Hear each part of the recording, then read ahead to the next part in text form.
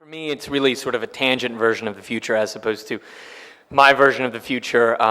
And with that said, therefore, technology is not really at the forefront. I love the idea of creating a very human, emotional story set in the backdrop of a futuristic society as opposed to a futuristic society with a love story within it. To me, it's a love story that could be told anytime, any place, and to try to do something very different, to try to stretch and grow. And that was really the idea, but at the same time, too, the world is very zen-like and harmonious and beautiful, and it's not a dystopia. It's essentially a utopia.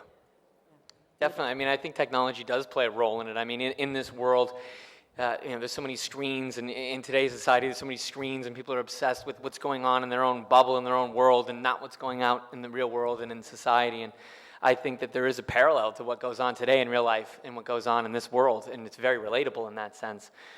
As far as the trilogy, so to speak, I mean, I feel like Crazy was very much so about the past, and confronting your past and reflecting on your past, and Breathe In was about giving into the present, and this is about thinking about the future. So in a sense, it's a past, present, and future sort of trilogy in that sense. And then next we'll make a goofball comedy probably or something like that. But this film also has yeah, I mean, there's a bunch of different progressions in the film, but point of view wise, I wanted the film to feel very sort of voyeuristic and distant.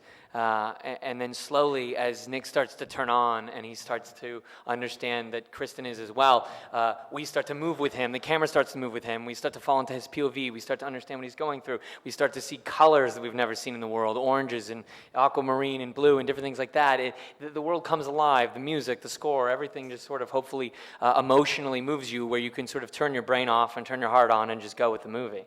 So we wanted to design all those elements to work that way. Film.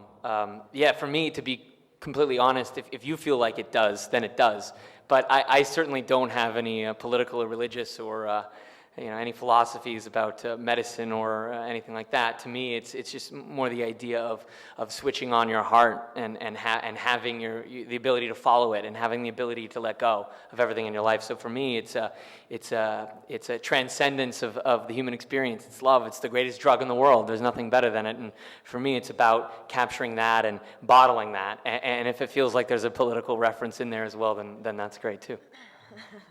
If I had the capacity not to love and I was fine with it, that would be amazing. No, I'm kidding. No, but in a way, yeah. I mean, if you didn't know you had the capacity for love, would you miss something you didn't know you could feel? Maybe, maybe not. And that's sort of the question that the film raises as well. And that's what's so interesting about it. If you didn't know what it felt like,